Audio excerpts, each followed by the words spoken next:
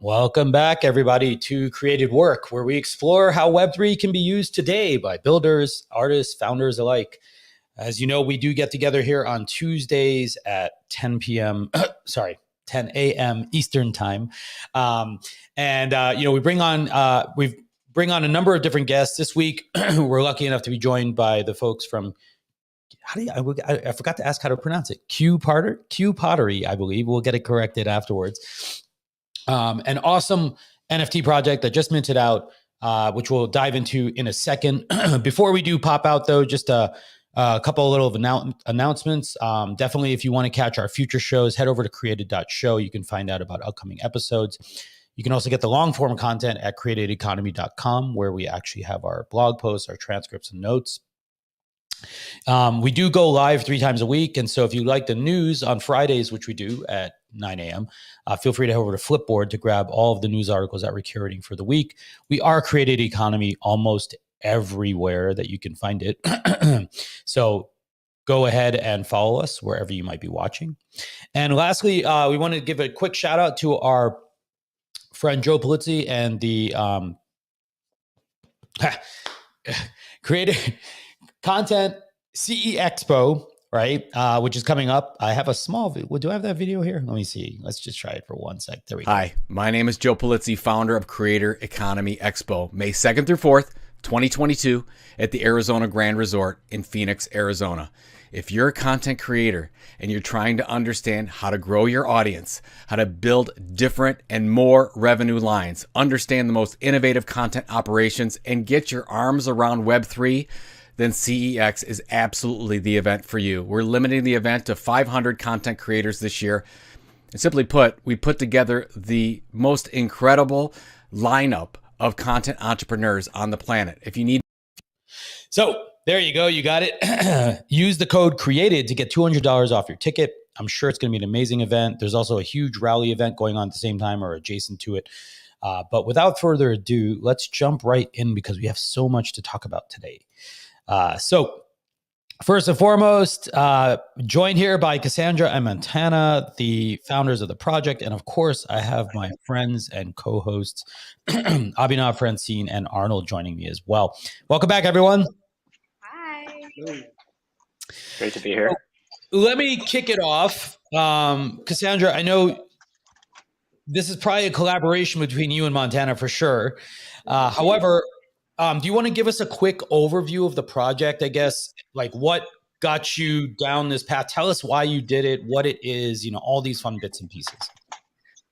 So I would consider Women With Vases my expansion into Web3. So I'm definitely just opening up my arms, but bigger and larger to encompass every type of person who would want to see my product or want to see my brand.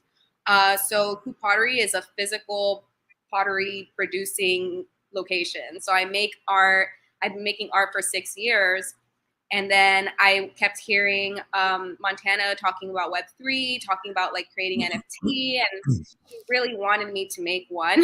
And me and him have been back and forth with different ideas, different contracts that we could create of getting physical pottery and destroying an NFT if you get the physical pottery. So we've been back and forth. And then finally, I saw the My BFF video. I saw Mila Kunis, Gwyneth Paltrow, Tyra Banks, and I was just like, okay, this is something going big, big, big, and I'm gonna miss the boat if I don't do something right now. And so that was what it was. I just crunched everything, the numbers and everything, and I was like, how can I transition myself as I am as a business in real life into Web3? And the hardest part really was comparing myself to all these really large projects, right? Like Women Rise and 90s Babe, these projects of 10 people and developers. And marketers, and I'm just one girl, and Montana is my developer helping me, do everything. And it's like just doing it in a very humble and way that it's not going to make me feel crushed because I couldn't sell 10,000 PFPs, right? Like, so yeah, that's really what propelled me to even make this project, was just wanting to expand myself into Web3. And so it was 100 pieces. Mhm.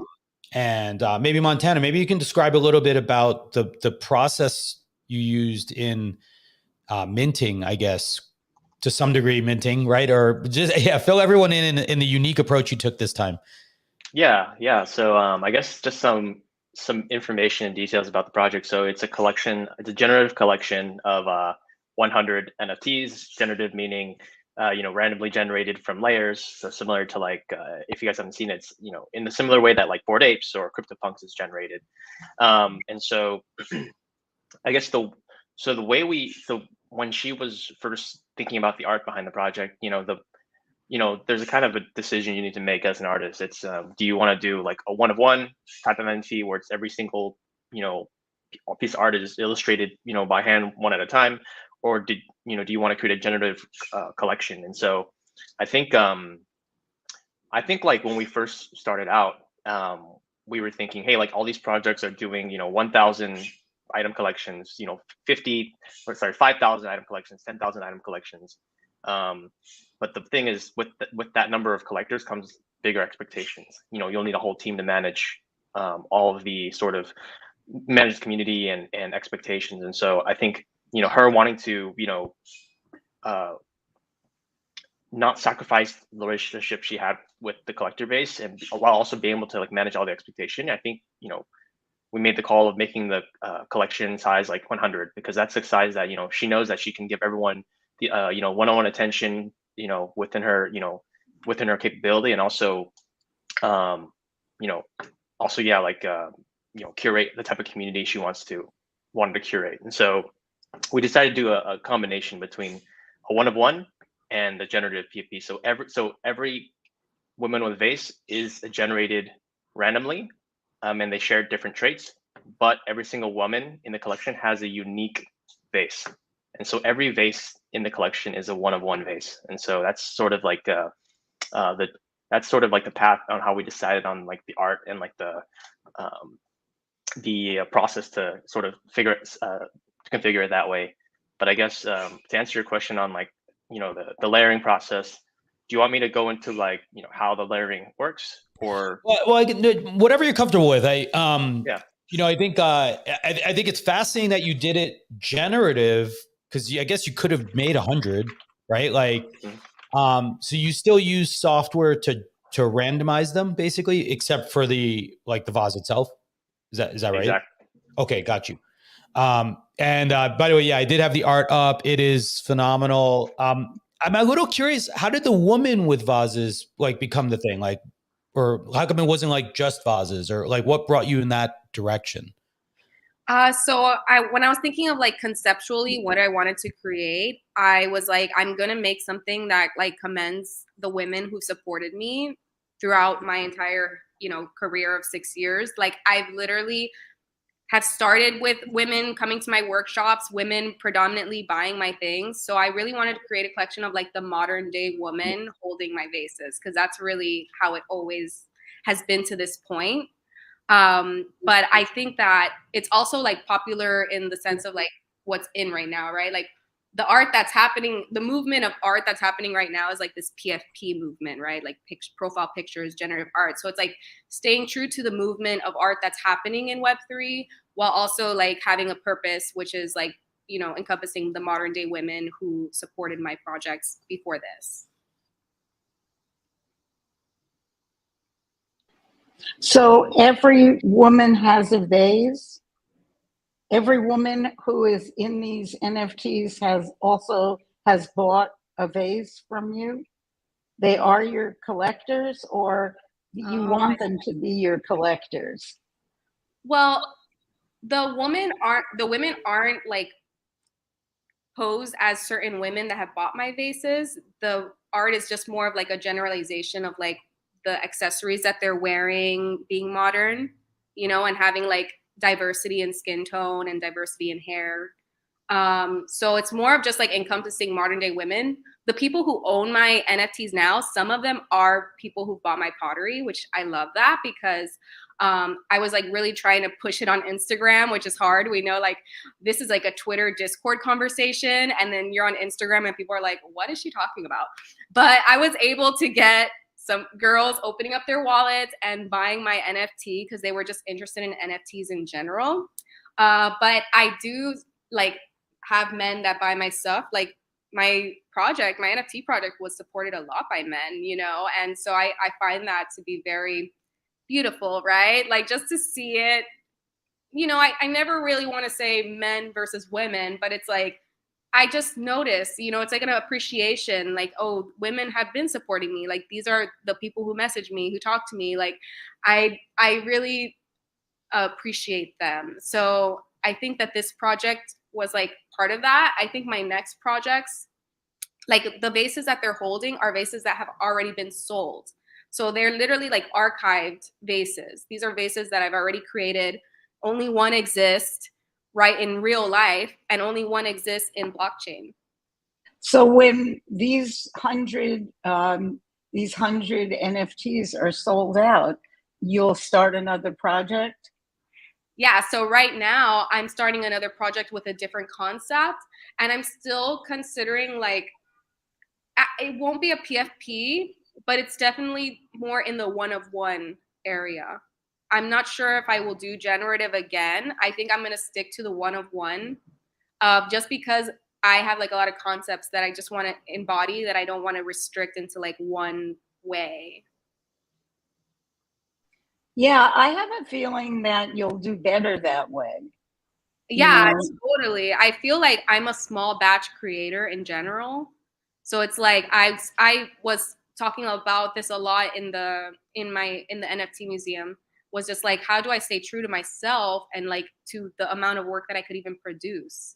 And I think my next collection is definitely going to stay in a small batch. Like I can't have, you know, promise 1,000 people 1,000 vases, but I can promise, you know, 100 people 100 vases, right? Like, so I think it's definitely that way for me too. It's so interesting you say this though, right, Francine? Because, you know, if we go back to like when Jane was with us, she also had this a very similar mindset of. It's the artist mindset. Yes. Greg, that's what's the difference between these artist women and some of the other people we've had on.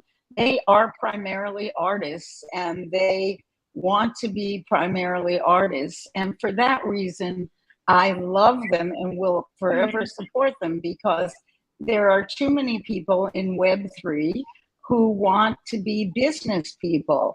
And what they're doing is trying to, you know, mint 10,000 something or others and have each one sell for $3,000 and, you know, then go to Tahiti.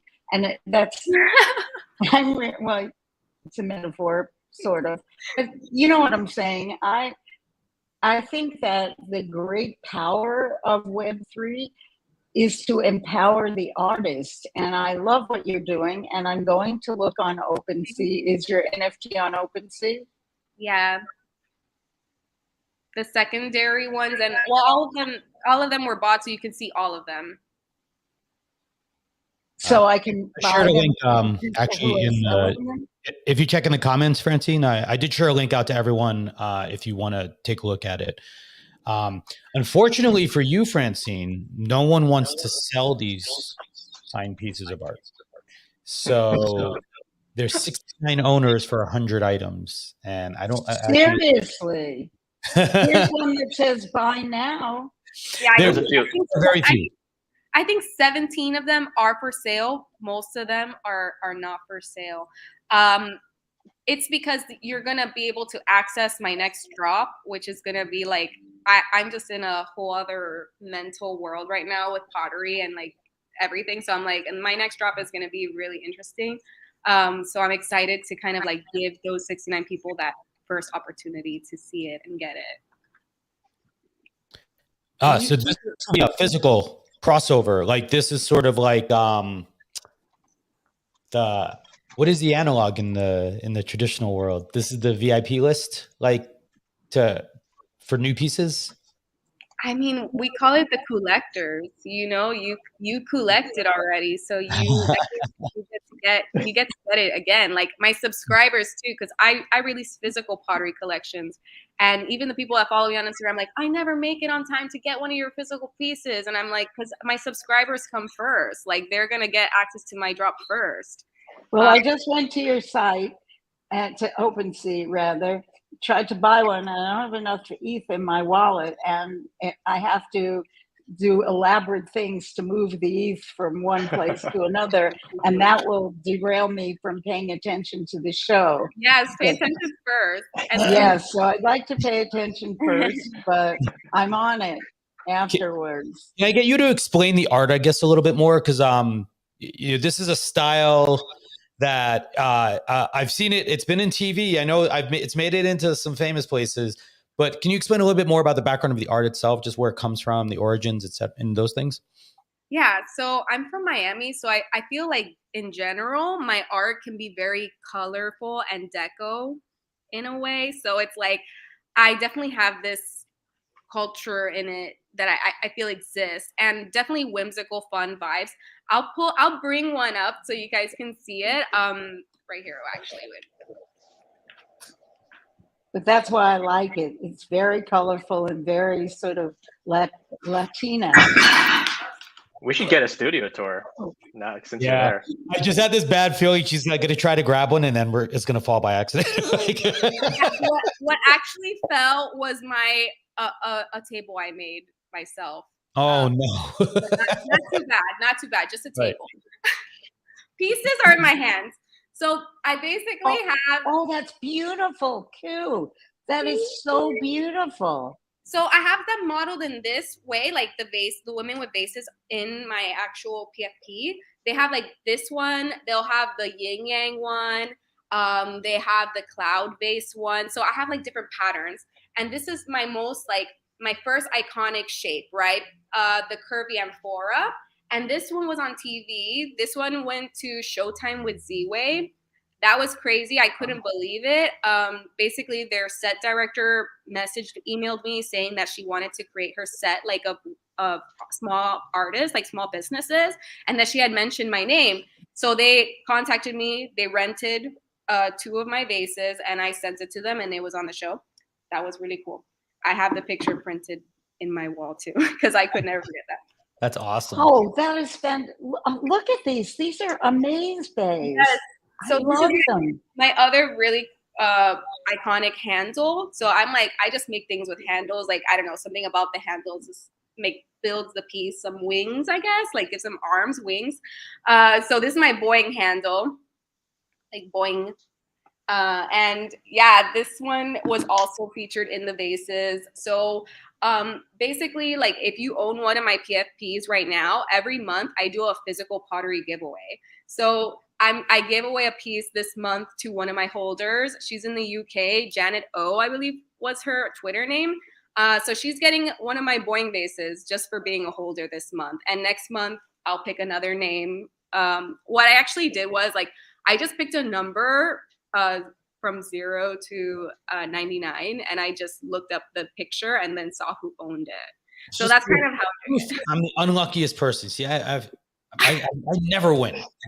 You will. 99 months? You have 99 months. Now if I do win, it'll look like you set it up, right? So now I like win. Right? Like Bro. But this is so amazing. I really love this concept. So Francine is an old friend of my wife and I. So Francine, I got to pick the one I wanted.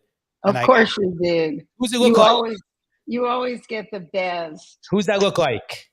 That looks like, except for the cigarette, Maria.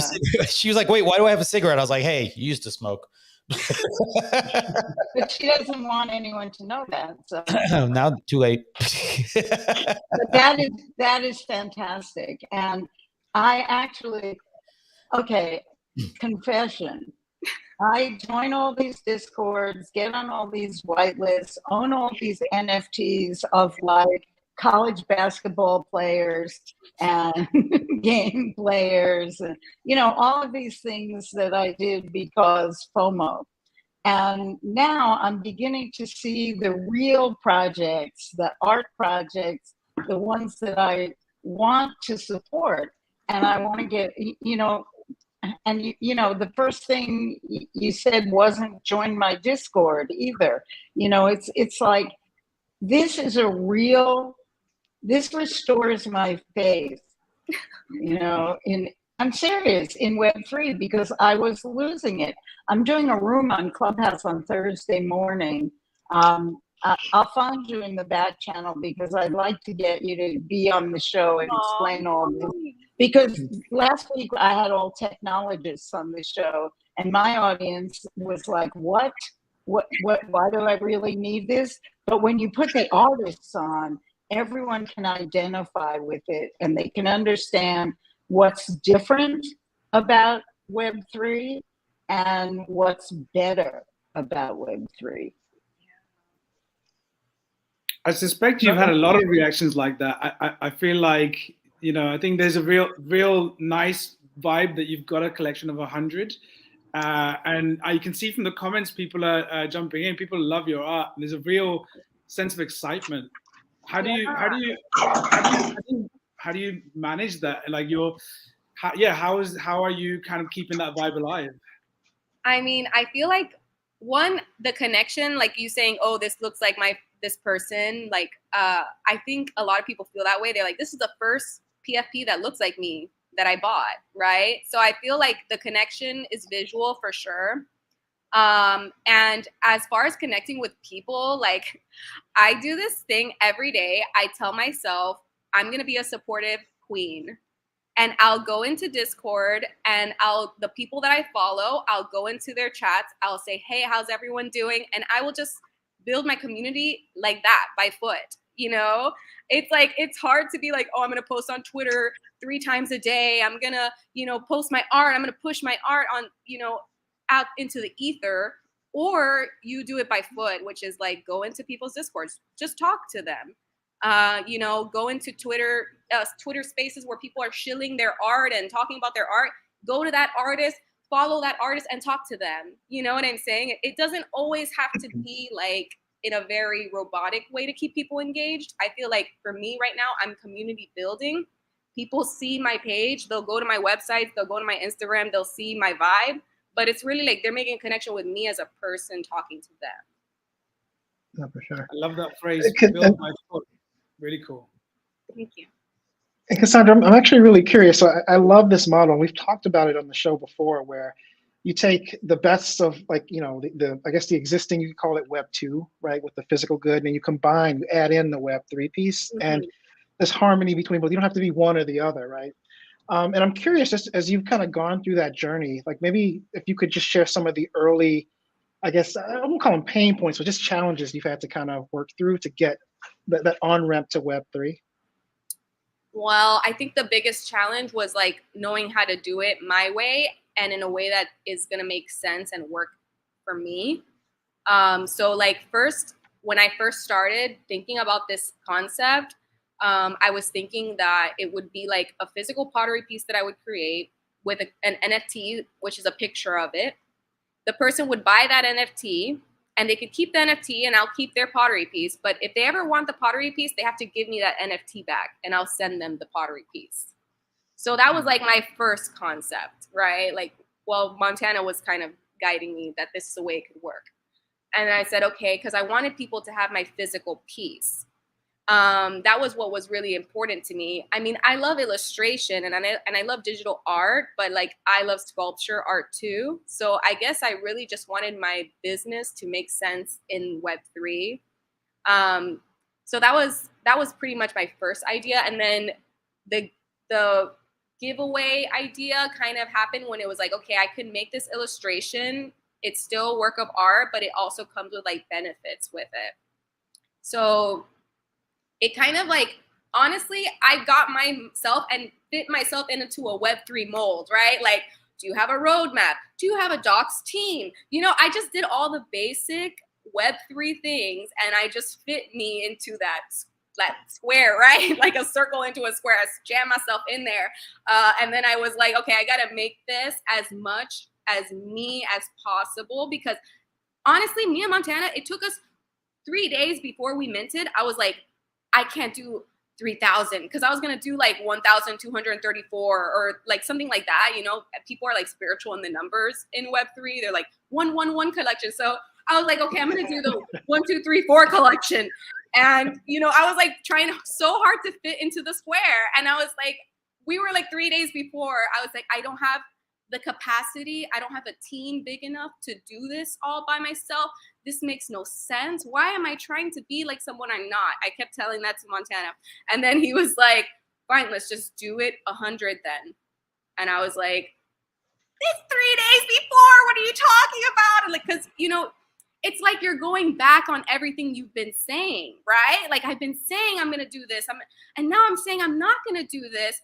And then it was like, we both just realized it's only been 2 months, right? Like, Web3 moves so fast.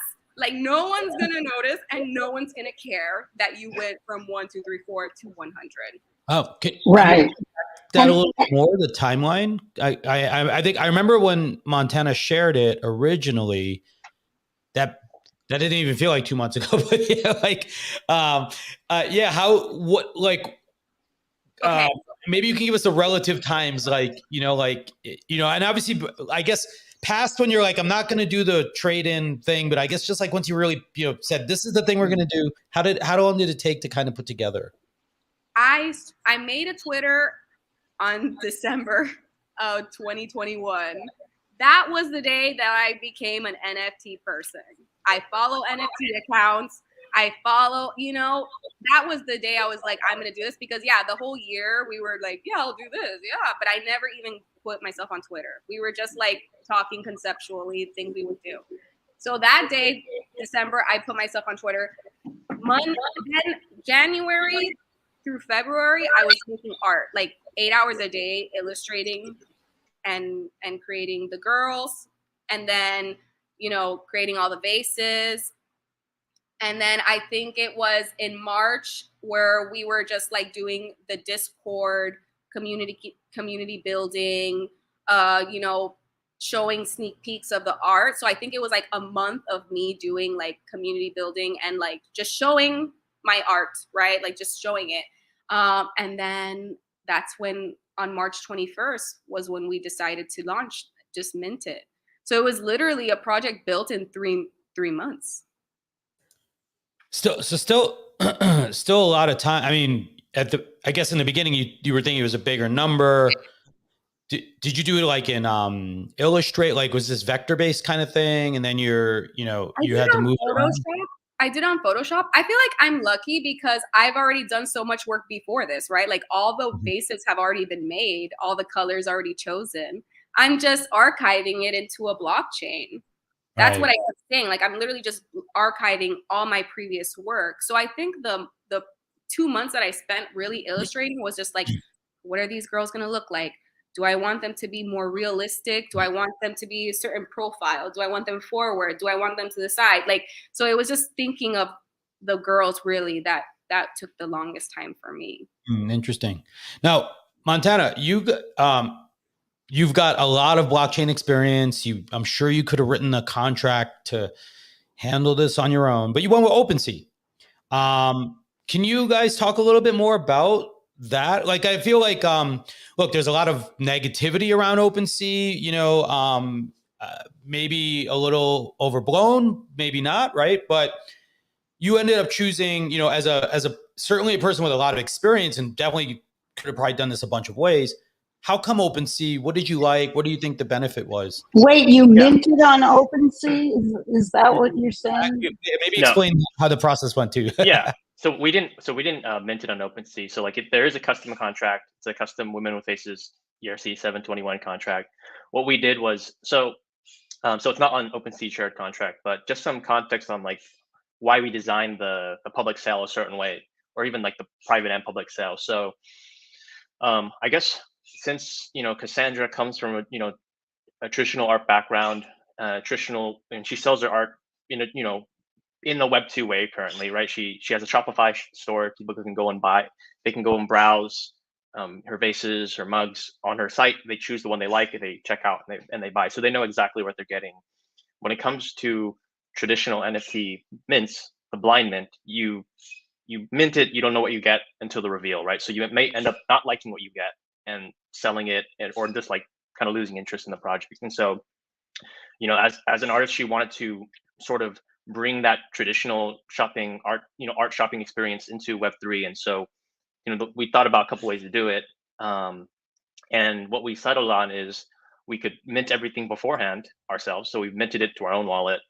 We revealed everything. And then we listed all of them for sale on OpenSea, so that everybody could like go and browse and shop for the exact one they wanted. So everyone would love the one they bought.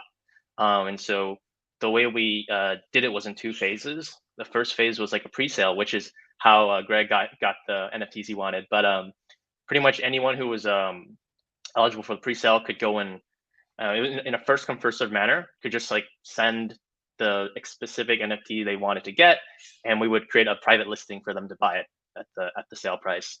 And then after the pre-sale, anything that was remaining, we just listed it at the sale price for anyone to go and buy. And by the time the public sale happened, there was so much demand that like every time, the second we listed it, someone would buy it. So so we ended up, since there's so much demand, and we didn't want there were some like, seemed like there were like someone using a bot to buy multiple. We ended up doing the last part of the public sale as just private listings for people in the Discord.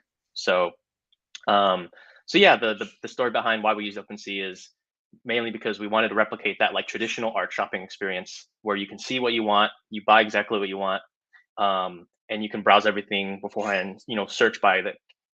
Like you say, you want a certain type of hair, you can go and filter by that hair. So it's like very much like shopping, right? And yeah, I mean, just to close that thought out, like we liked using OpenSea because it was straightforward to use. The interface is nice. Like it maintained, like it didn't go down or anything, and it was free for us to like list it. We some downsides are like we do have to pay them a fee for every sale. So in a mint, like you get 100% of the proceeds. In this case, we got OpenSea's got 2.5%, so we got like 97.5% of the sale. But I think overall for this type of for the way we did it, we were pretty happy with the results. I'm pretty sure I remember you sharing a tweet that had like the flux capacitor, like you had to choose one that was going to be up. Right. It was like, what was it? It was like OpenSea, Discord, and I forgot the third one, but like one of them is down. Solana. Constantly. Yeah. Only 2 can be up at once. Yeah. Okay, which one of you do I have to follow to get in on the next drop? Follow Coup Pottery on Twitter or on Instagram. Okay. I'll post it here. Thank you. Yeah, I'll share it out to everyone as well. Yeah. So I by the way, I love the art. The physical art is amazing. I definitely want to, actually Ken, my co-host, one of my oldest, dearest friends actually lives up in Seattle. So next time I come up, I'm going to try to visit in person. Oh my God. Yeah. It's so nice. I can show you guys a preview. I'm at my studio now. So that's where I'm at. I'm just curious, actually, how many pieces do you make in a month? Oh, so that's the thing. So like I'm crazy. I was like, I'm going to drop my NFT project and a physical pottery collection in the same day. Crazy. I was able, for those 3 months doing both, like having 2 jobs, I guess, I was able to create a collection of 75 pieces. So for me, it's like, if they didn't have handles, I'm sure I could make many, many more. But because they all have handles, it's like an extra layer of, making it harder, right? That I do to myself. But it's like, that's me. Like when you look at it, you're like, that's the Coup Pottery, like, so that's what I really want in Web3 as well. It's like, you look at it, you're like, oh, that's the Coup Pottery, right? Like, So Yeah, super cool. Cassandra, I'm curious about your customers too, right? So, like, obviously before it was, just a physical product and you had your customer base there, and then you started to move into Web3. And so is it new customers in the Web3 space, or have you had to, I guess, sort of educate your existing customer base on how to purchase in Web3 from you now? Can you talk a little bit about that? it's a mixture of both, right? Because what happened was the first time I talked about it to my Instagram, TikTok people, I got a lot of backlash. I got a lot of like, you're terrible, you're a scammer, you're, destroying planet, I'm unfollowing Coup Pottery, you're evil now. Like, believe me, at that moment, I realized that maybe they're not ready for it. It didn't stop me completely from posting about it. I would still give updates, but I made like a separate Instagram about just my Women with Vases because I didn't want to destroy like my customers with Coup Pottery because they didn't understand, right? So I would like talk about Women with Vases on Coup Pottery. But then I just said, no, I'm going to go where the people are, Twitter. And that's when I say, like, when I tell my traditional artist friends, I'm like, go into Web3. You're expanding your audience. You're literally expanding to people who don't care about Instagram, who don't watch TikTok. They're like in another level of social media. It's like not putting yourself on Facebook. You're hurting yourself because there's like a whole customer base on Facebook too. So it's like you're literally just opening up your customer base when you transition like this. Well, and what were your current customers angry about? They didn't want you to be successful? That's the funny part. So there was like people who were like angry about it, but I realized the other traditional artists, they were curious, but they're too afraid to say it themselves. So when I finally came out saying I sold out, I wrote it on my Instagram, my NFT collection sold out. And I said, if you want to learn, I'm going to be talking about it here. If you want to learn, come here. Like, I'm still opening myself up. And people started messaging me like, wow, I'm interested, but I never thought it could be for me. Like, people are finally more comfortable talking about it because I have success. This is such an interesting thing because I'd reached out to one of my old, colleagues from work also about helping me with, some marketing things. And, she's, relatively decent sized, booktuber. And she was like, she's like, I can write about it. I just can't like share it. Like, I can't like let anyone know because like there was so many people up in arms about like NFTs and whatnot and all the negative downsides or whatever they perceived. Really? That's so interesting because in my world, people are all going, we don't know what it is, but can you tell us? They're like, we don't understand it, but we really want to know. So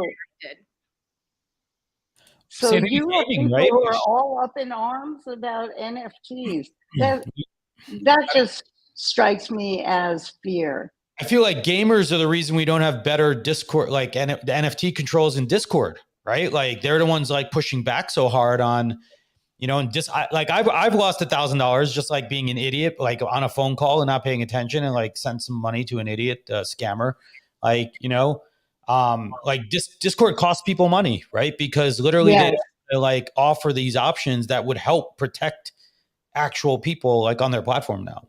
And they don't because the gamers think they own Discord. Yeah. Who knew? I think we have someone from Discord on soon. The other show. delete all the old entries. No, but everyone knows how I feel about Discord. I hate it. I think we just need a different, more civil platform made for art. Why would Discord, which was started as a gaming back chat platform, and art go together? If they were just shoved together quickly by the speed with which Web3 took off.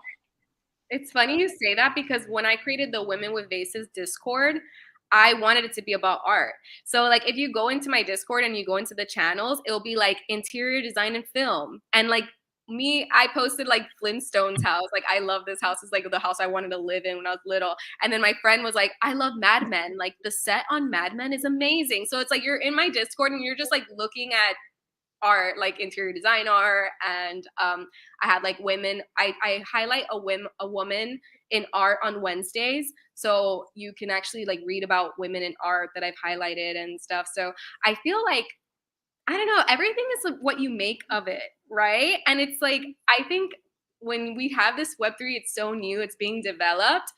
People kind of think of it in one way. And BFF said this, it's like, it's a baby right now. So you can literally mold your baby to whoever you want it to be. And I feel like traditional artists like me entering the space open up the minds of those naysayers, because all those naysayers and all those people that hate NFTs, it's because they only think of it in one way. Like, oh, the scammers, people lose money, people, rug people. And it's like, but then when you see Coup Pottery's in it, oh wait, she's not a rugger, she's not a scammer. Like, she's in NFTs and you can get a product from her through there. So I feel like us entering the space is going to create more faith in the space. Yeah. Well, I have a Karma Club Discord, and my people won't go. I mean, they are like, we'll see you on any other platform in the world. Wow. I have a question, I guess, and for backstory, Montana and I originally connected through the creator economy side, and I think like we're building tools for creator economy, and Cassandra, I know you're sort of an artist creator yourself. One of the challenges I've seen historically, and we talk about it often, it's a common theme, is just that sort of the transition from like doing your work for you versus like having a community, right? Like there's a pretty big step up, right, in commitment and involvement. Arnold kind of touched on this a little earlier. I'm kind of curious, like, how do you find balancing like those two worlds now, right? Because like, with NFTs in particular, I think like where we're moving is like, for example, like to a place with more utility, which was a thing that, for example, as an artist, you maybe never had to like per se had to design into your thing, right? Like, or you made your art, you put it on your website and you just had to get people to go look at it, but you didn't have to like engage with them. Like it's more like having a physical store now versus a digital store again, right? Because you're like actually engaging customers and talking to them. I'm just kind of curious how you've navigated some of those challenges, and what do you think? Like, you're a community manager now, in addition to being an artist, and that's a hard job in and of itself. I think number one advice is set your intention with the people, right? Like Disney, every night they said 8 p.m. we have our Disney movie. I never went there at 1 p.m. like, where's my Disney movie, right? I knew at 8 p.m. was the Disney movie. So that's what I do with my community, right? Like, I'm going to be here. I'm going to show up at this every Wednesday to do this. And I'm going to give an announcement when I'm going to do this. So I feel like you have to set your intention of what you can really give. And also, like, my community is small. I was actually talking to Montana about this. I'm like, I have 200 collectors, and then I have like 9,000 followers on Instagram. I message back every single person. Like, I DM every person. And even when I was like a Web2 person, I engage with my community a lot. Like, my Instagram has giveaways. I always gave away pottery to my followers. I always encourage people to subscribe so that I can send them like magazines. Like, I make magazines and newsletters. So I've always offered my followers utility beyond just like giving them a piece of art. So bringing it to Web3 was like, it was more just formatting it, right? Like, how do I format myself this way? So the challenging part of the community though in Web3 is that you have this pressure to work 24/7 because people have like huge teams, and it's like from Australia, they're like all waking up at different times, everyone.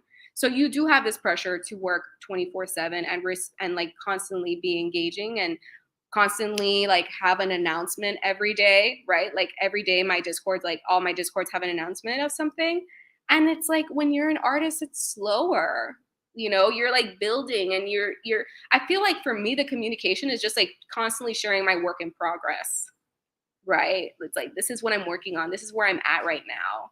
What are you guys doing? Like, that's basically how I feel as a person communicating with them, Does that answer the question? No. Well, I think it's great that you actually had so much of this groundwork kind of laid, I guess, because I feel like where I like sort of shied away from the creator economy more so is because I found a lot of people having a hard time making this transition, right? And understanding that they're there. But I love the idea, the notion, setting your intention and why you're here and when you're going to be here. It also, and I guess, were you making content, not like digital content as well? Like, I know you mentioned Instagram, but were you doing like videos or anything that stuff also? Yeah, I did. I've uploaded on YouTube. I've done TikTok. I feel like I'm pretty spread out, everywhere except for Twitter until now. So now I'm on Twitter and I feel like, wow, I got so many new people. But see, then when do you get that? That's the question I always have. Mm-hmm. Then when do you have time to make vases? You could spend all your time doing all this marketing and community management, and pretty soon you're not creating the thing that you used to create because you loved it. You're creating this content that you're creating at two removes just to market your content, your stuff that you're creating. I don't know. I feel like it's always a state of play for me, and I feel like when you treat it like a state of play, recording myself making pottery doesn't take away from me making pottery. It's more of like I'm adding a layer, like I'm just constantly adding a layer. And, when it comes to marketing, like I don't like to say marketing as much as like just communicating what I'm doing, because the more that I express myself and the more I share myself, the more people come. So it's like, I wouldn't say I'm like telling people buy my stuff, but as like when I show people my pieces, oh, this is what I make, this is why I make it, people come to me. And I feel like I just have times, like 9 a.m. to this time, like this is when I'm most communicative. After this time, I will close my computer, turn off my phone, and go to my wheel and just throw on my wheel. So I feel like I just divide and compartmentalize my time in like a ritual way. So it's like creating little rituals of like, okay, I open my computer. That means I'm going to go on the Discords and stuff like that. And then close my computer. That means focusing on my art. And I feel like they're like both a catalyst, because the more excitement that I get when I have people like communicating excitement, like the way you were saying, Francine, like I want it in on your next stuff. I literally just be sitting here with epiphanies, like I'm going to make something like this. And it's like both of it is like a catalyst to each other. So it's like I become even more inspired the more my community grows in excitement for my stuff. Like I get more like, I don't know, like I want to go bigger. My next collection, I was telling Montana, like I want to make it interesting. Like you don't know what vase you're going to get maybe this time. Like, so yeah, I think they both work together. I don't want to say that I'm always balanced. There are times that like, especially when I was leading up to the NFT project, I was like, I miss making pottery. Like I'm literally just here talking to people all day. That happened, but it's like a wave, it's like emotions. That's how business is. Like there's times that you're just in that state of play. And then there's times where you're like doing your taxes and you're like, why do I do taxes? I'm an artist. Like, you know what I mean? So it's like, I don't know. It's like all part of life. Like there's days you're going to be super happy and days you're going to be sad. Sound like a startup founder. Yeah, I think you have a 100%. great attitude, though. I mean, if I had only had your attitude when I was younger and I owned my businesses, I was just buffeted. You don't look buffeted. No, Yeah. I try to be positive. Oh, go ahead, Arnold. Like, No, I actually you threw me off, Greg, when you the startup founder thing. Yeah, I don't even know what I was ready to say. We have 5 founders here, 6 technically. Yeah, Arnold, the startup founder, is Sandra's rolling the dice. but the other 5 of us are definitely startup founders. So. No, I think, Cassandra, the one thought that kind of popped into my mind was I think that's the thing that I think is really attractive about a community for like an artist like yourself, right? It's like, well, you just kind of talk through with those sort of peaks and valleys where some days you're feeling it, other days you're just like, I want to do this or that. I think it's that authenticity that you bring to the community that makes it more special, right? Because it's real, mm-hmm. And I think your members getting to see that and getting to sort of follow along that journey with you just makes them more connected to it. So it's not like you have to be producing content every day or doing this particular thing every day. I think it's that authentic journey. So it's just very exciting, I think, kind of hearing this take from the artist standpoint. Yeah. I feel like you as an artist too will know like how much you can take from person's content, right? Like I go on Instagram and I have a person that posts every single day a reel of her dancing. And it's just like, you know, I can take it, but maybe if she did it 3 times a day, I couldn't take it, right? So it's like, I know myself when my content can be monotonous and boring, that it's like, why am I going to just keep regurgitating content for no reason? And I think what I like about Twitter too is that it's very like thoughts. So it's like, yeah, thoughts are constant. So you can always put your thoughts, right? But it's like when it comes to producing content, like video content, pictures and stuff like that, it's like, yeah, it could get monotonous and boring real quick. No, for sure. Well, this is probably why there aren't any shows about startups, because it's pretty horrific to actually watch it most of the time. Behind the scenes. I will ask one, as we're getting close to kind of the end, I guess, I'd love to just hear your thoughts about utility and I guess future plans for the project, you know, whatever you're comfortable sharing, or, you know, or maybe thoughts that you want feedback on or whatever it may be. But, you know, obviously very excited about it. You know, and I think a lot of folks are probably curious, you know, like, hey, what happens to this? And, you know, we had an interesting talk with Jane ages ago where a lot of artists like couldn't imagine utility around their art itself. And so I'm definitely curious to hear, you know, any thoughts you have in that arena. Well, it's true, because I do follow a lot of one-on-one artists and they don't have any utility. They're like, you buy my stuff because you love it. That's it, you know? And it's interesting because I like to give gifts. So I feel like my utility would definitely be around gift giving, whether it's like surprise gifts for my holders, like sending prints, or like, you know, my future, I feel like I definitely want a project that guarantees you a vase. So you buy the you know, the piece of the vase and you get the vase as well. So I definitely want the utility in that sense as well, like just having physical things always. Definitely bridging like the metaverse gap. Like I'm talking a lot with Someplace, which they're building metaverses, and they had their potion reveal, and I just like thought of pottery, and I was like, oh my god, I want my pottery in the metaverse. Like imagine a store in the metaverse and you can buy pottery there, you know, and it's like my pottery's there. So I think that's really cool, like to think of someone putting my pottery in their metaverse. And definitely like working with more interior designers. Like I would love to produce art of like still lifes for other interior like companies as well. So I feel like, yeah, I have like so many ideas of things that I would love to do that all just center around design, pottery. But definitely trying to push for my next collection to drop in the summertime.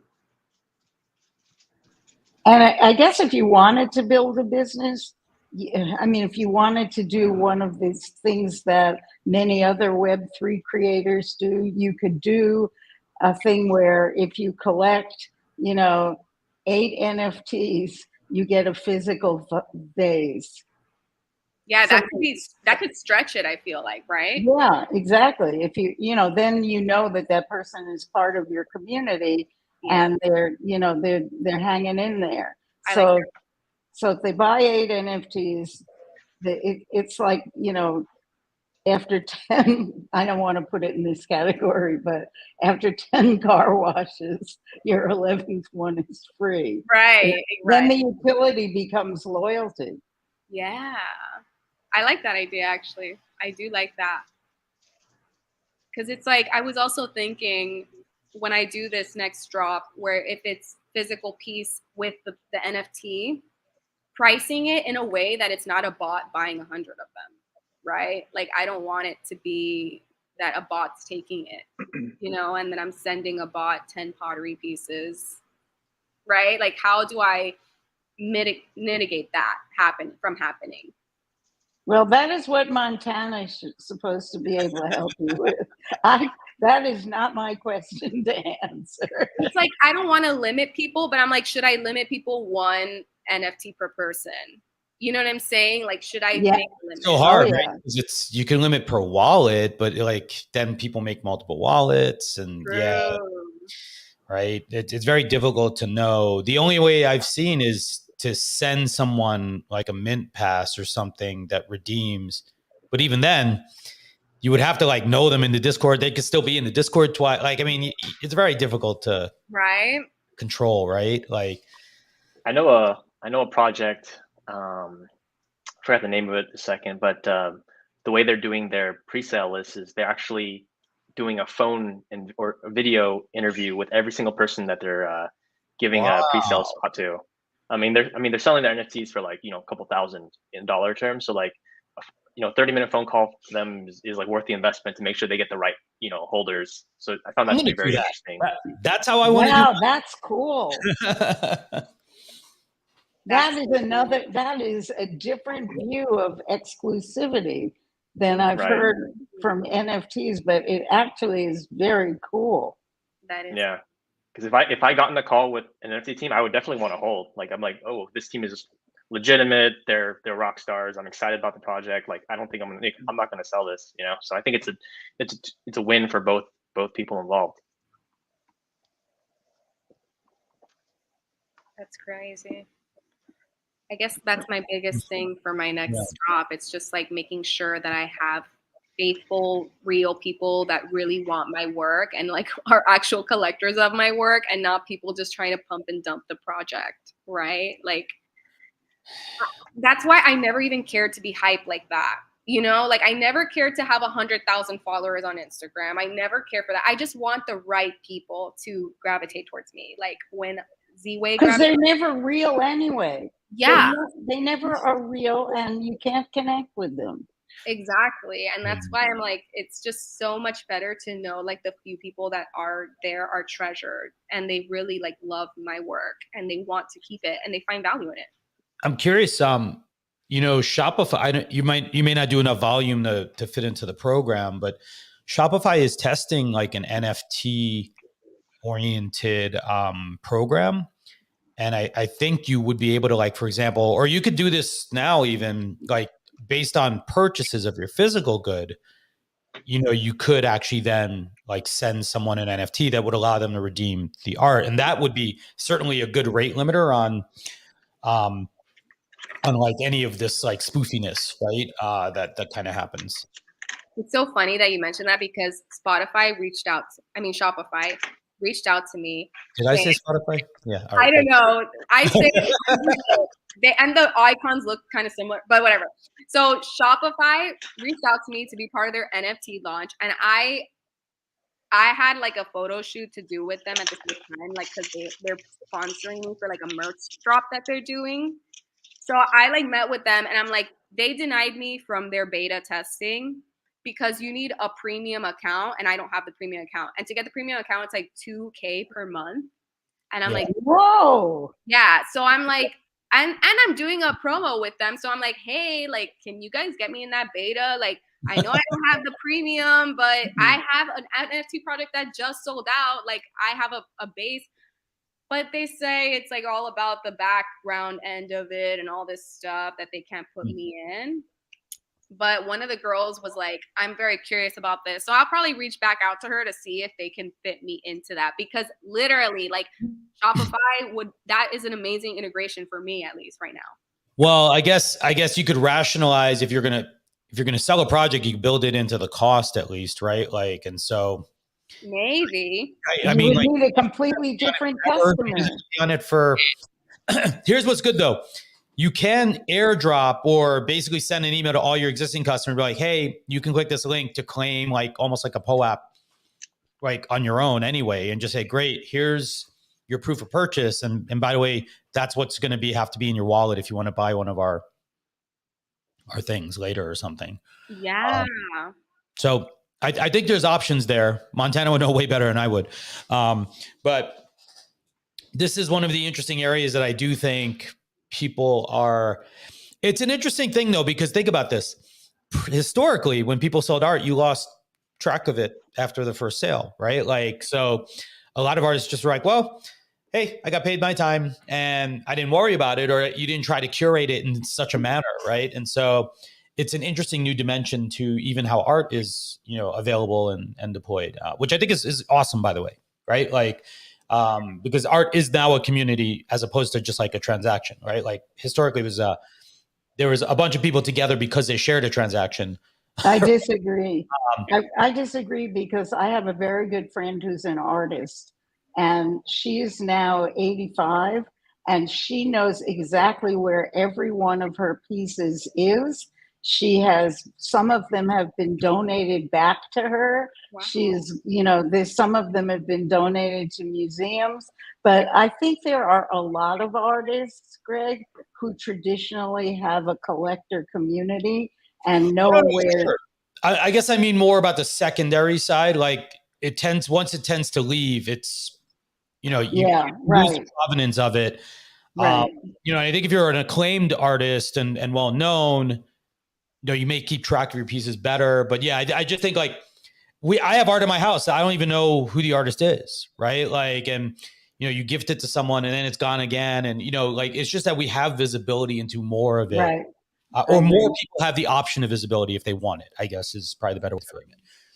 I feel like that's probably one of the leading factors. When Montana talked to me about it, he was like, if you do this on NFTs, like you will always have sales, like the secondary sale, you will get profit from that, like money from that. And I was like, oh, that's amazing, because it's true. It's like people own my pottery. Like the person who bought my Curvy Amphora vase in 2015 for $80 didn't know it was going to appreciate to $180. You know what I mean? So it's like, they don't realize that they can now sell my vase for more than that they bought it for. Yeah. So it's like, now that I realize that my value is constantly growing, the more I produce, the more I work hard and make art. Right. I'm like, yeah, I should be able to benefit from people selling my stuff, and like, yeah, I know the bots bought my work. At least I made the money off of it, whatever. But then they were secondary selling it for like $500, $800. And I'm happy that I got a percentage of that, because in the ending, I'm like, did I undervalue myself? Yeah. But by the way, it ended up in someone who really wanted its hand, right? Like, so. I love that. But then it's like, I kind of feel like I undervalued myself, because someone else saw it and they were able to love it that much. And I'm like, why, what is my mindset that I don't think that it's all worth that much? And it took a bot doing it for me to realize it. This is a complicated existential question. Right? That's where you're back in the founder chair, because every one of us has struggled constantly on how to price our product and what's the right measurement of value creation. And I love all the analogs, honestly, right? Like, because like I feel like this is where we get to have the right conversation, not about making you business people, but just more about finally there's like a shared canvas, right? Like for a bunch of us to like have conversations on that, like we didn't usually have. Well, we are at time, by the way. This has been such a fun convo.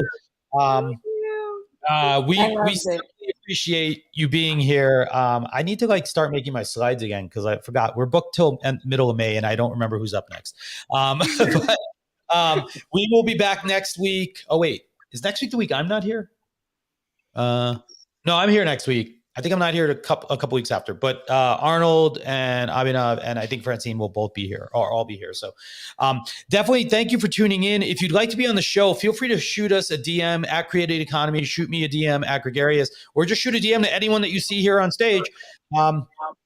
And just let them know you'd like to be in the show. We are especially focused on giving a voice to underrepresented founders. So if you are out there and you feel like your project has something worth sharing, which I'm sure it does, just hit us up. We'll try to get you on the camera. And you're not a bored ape. Not a bored ape. And nothing wrong with monkeys, but definitely bored apes probably don't want to be on our show. But thank you so much, Cassandra. Thank you so much, Montana. We appreciate you being here, and it's been a pleasure. And we will see you all next week. So goodbye, everyone. Bye. Thank you. Bye everyone.